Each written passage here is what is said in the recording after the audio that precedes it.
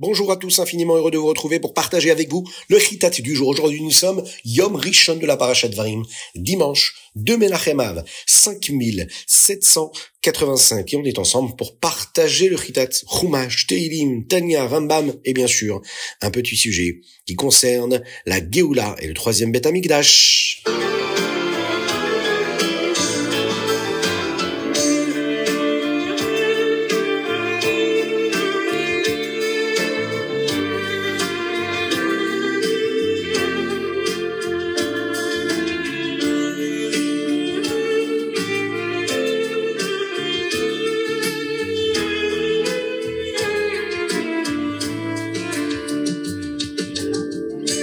Et aujourd'hui, nous allons démarrer avec une spéciale dédicace. D'ailleurs, n'oubliez pas de nous les envoyer très rapidement afin que nous puissions les enregistrer pour les prochains épisodes. Aujourd'hui, un très grand Mazal Tov à notre soutien de toujours, David Attal, qui célèbre aujourd'hui son anniversaire. Il ne veut pas donner son âge, mais on doit être fier de son âge, même quand il évolue. Baruch Hashem.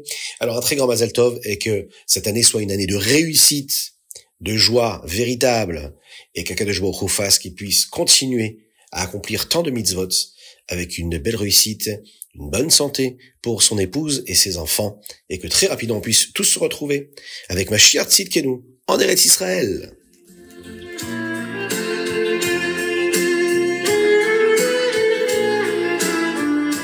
Et nous allons commencer tout de suite avec le Chumash du jour. Aujourd'hui, Be'ezrat Hashem, nous allons démarrer un nouveau Chumash, le Chumash Devarim. C'est le 5e livre de la Torah. Et il est un peu différent des 4 premiers. Ce Chumash s'appelle aussi Mishneh Torah. C'est une répétition, une révision de la Torah. Pourquoi? Eh bien parce que Moshe Rabbeinu a fait une grande chazara, ce qu'on appelle une révision, c'est-à-dire un rappel des mitzvot et des événements que les Béné Israël, le peuple juif, ont vécu dans le Midbar, dans le désert. En effet, tout ce livre-là ressemble un petit peu à un long Farbrengen, une rencontre dans laquelle il y a un partage entre Moshe Rabbeinu et le Ham Israël, le peuple juif. C'est rempli d'encouragement, c'est rempli de contenu, de profondeur. Moshe, même s'il sait qu'il ne rentrera pas en Eretz Israël, veut que le Ham Israël soit prêt à y faire leur entrée avec toutes les nouvelles responsabilités que cela implique. Il commence en rappelant certaines erreurs qu'ils ont faites dans le désert. Mais attention, il ne va pas les accuser directement. Il utilise des noms de lieux comme Paran, Tophel, Lavan, Hatzerot, Di, Zahav. Mais ces noms sont en réalité des allusions aux Averot du passé. C'est une manière délicate et respectueuse de le dire. On a eu des défis, et maintenant, on doit tirer des leçons de ces défis. Par exemple, le mot Tophel, le mot Lavan, eh bien, il n'y a pas de vrai endroit qui porte ce nom. Ce sont des allusions. Tophel fait référence à Taflou. Qu'est-ce que ça veut dire? Les plaintes absurdes que les Béné Israël avaient contre la manne, qui, elle, était Lavan. Elle était blanche. C'est la raison pour laquelle on a appelé cet endroit-là Lavan. Tophel, Taflou, Lavan. Moshe rappelle aussi ce qui s'est passé au Har Sinaï. Quand Akadosh Baruch Hu leur a dit de rentrer en Eretz Israël, à cause de leur Averot, alors, comme par exemple l'épisode des Meraglim, des explorateurs, cette entrée a été retardée de 40 ans. Il nous parle aussi dans notre Chumash du jour du moment où il a mis en place un système de juges. Moshe ne pouvait pas porter seul la responsabilité du din, du jugement. Il a donc nommé d'autres juges pour s'assurer que chaque juif ait le soutien nécessaire pour vivre selon la volonté d'Hachem. Et malgré tout, Moshe est plein de simcha, de joie. Quelle est cette joie-là? Eh bien, il est joyeux, il est heureux de voir que son peuple à lui, le Ham Israël, est devenu si nombreux. Il leur donne même une bracha. Il leur dit, je vous souhaite de devenir encore et toujours plus nombreux que vous ne l'êtes aujourd'hui.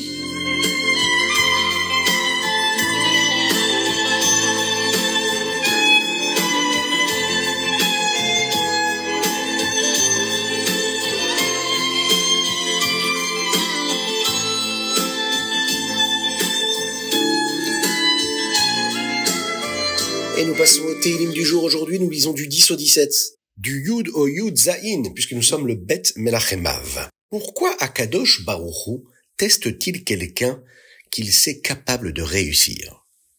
Il est dit comme ça dans notre texte aujourd'hui du Teilim, Hashem Tzadik Ifran. Akadosh Baruch Hu teste le Tzadik. Eh bien, parce qu'avoir des forces cachées ne suffit pas. Il faut les activer. Et c'est précisément ce que font les épreuves. Lorsque l'on vit un nisayon, une épreuve, des difficultés, eh bien, cela fait appel à des forces intérieures et profondes que nous avons chacun à l'intérieur de nous-mêmes. On peut aller les chercher, elles sont là. Et ce qu'on nous demande, c'est tout simplement d'activer ces énergies-là, ces forces-là, qui nous permettent d'affronter ces épreuves. Elles font ressortir notre potentiel spirituel que nous avons chacun à l'intérieur de nous. Et les épreuves, elles sont là justement pour nous permettre de nous dévoiler. Puisque s'il n'y a pas d'épreuve, eh bien l'homme reste avec ses valeurs, avec ses forces, avec ses énergies, avec ses capacités amoindries. Lorsqu'une épreuve se présente à lui, et ce qu'on espère, c'est que ce soit toujours des épreuves positives, eh bien, il a la possibilité d'aller chercher les forces qui sont à l'intérieur de lui-même. Et il faut toujours trouver et voir ce qu'Akadosh Baruch Hu fait quand il nous envoie des épreuves. Et c'est Hachem Tzadik Ifran. Hachem, il teste le Tzadik, il teste chacun en fonction de ses capacités, puisqu'il ne nous demande jamais quelque chose qui soit plus fort et plus difficile que ce que nous pouvons, même si on l'imagine, nous, pas possible. Dieu nous donne les possibilités, nous avons chacun les forces de surmonter et de devenir encore plus grand et de se dévoiler, encore plus fort et encore plus haut.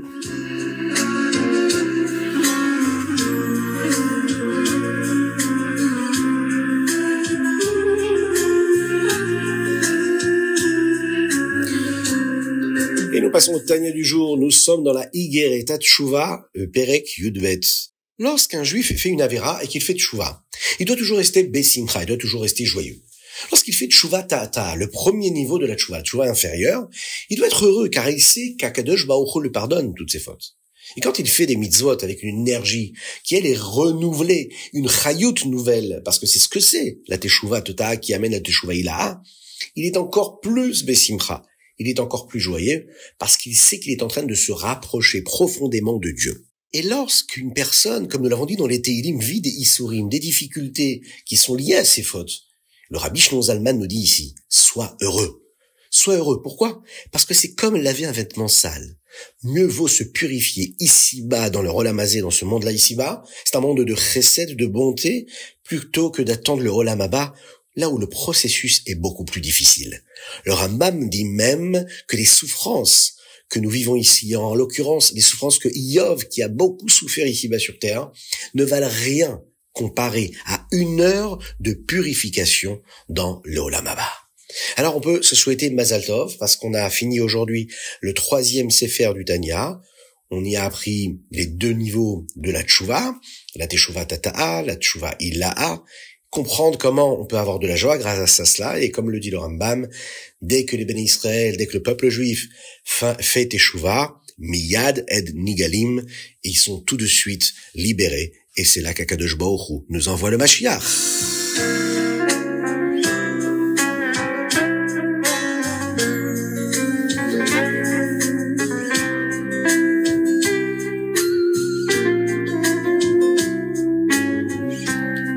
Et nous passons au Hayom Yom du jour. Aujourd'hui, nous sommes le Beit Menachem Av. On nous parle d'un minag très important, celui de commencer à mettre les téfilim avant la bar mitzvah. Selon notre minag, notre coutume, c'est qu'un garçon commence 2 mois avant la bar mitzvah. D'abord, il apprend à les poser correctement, puis ensuite, il commence à dire la bracha pour bien s'entraîner, afin que quand il arrive déjà à bar mitzvah, il fait les choses comme il faut, il dit les mots comme il faut, et il pose les téfilines sur le bras comme sur la tête, comme il le faut.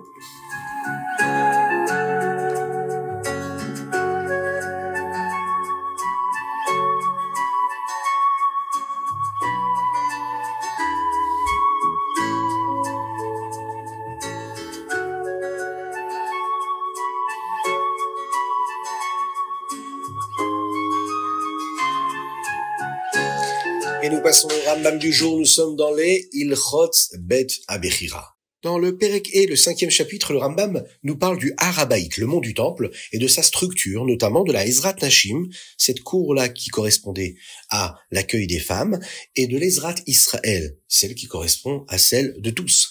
Il décrit les différentes zones du temple du Bet Hamikdash et les lois qui leur sont associées.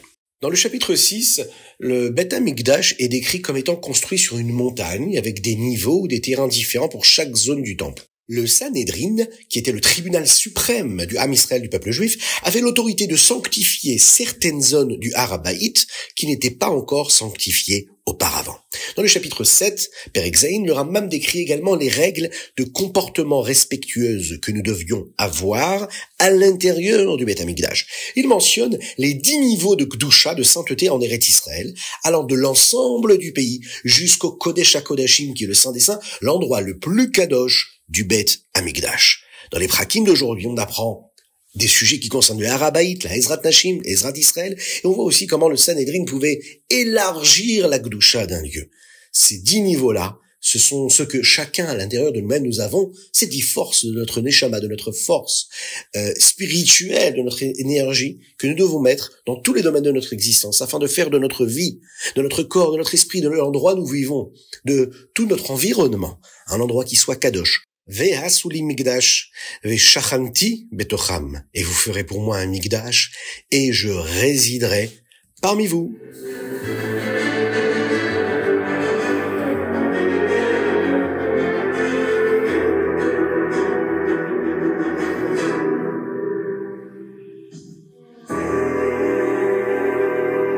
Et nous allons terminer et conclure avec un sujet qui concerne le Géoula ou Mashiach, le Navi Yecheskel.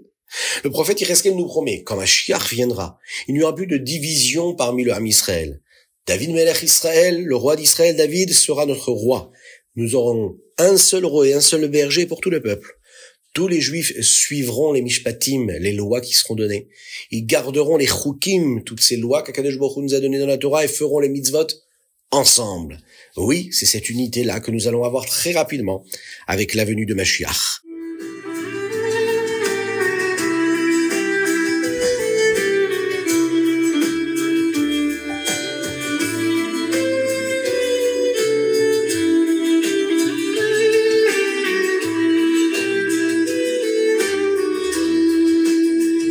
Merci à vous, c'était le Chitatu du jour. Merci de nous avoir rejoints, de l'avoir écouté. Bravo et chazak à chacun d'entre vous qui partagez le Chitat encore et toujours plus. N'oubliez pas de vous inscrire, de vous abonner, afin de recevoir tous les jours le Chitat et de nous permettre d'être forts, d'être puissants, d'avoir plus de largesse matérielle pour en faire beaucoup de spiritualité et de sainteté.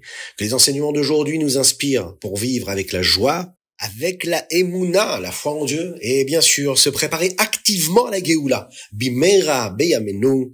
Mamash, mamash, mamash.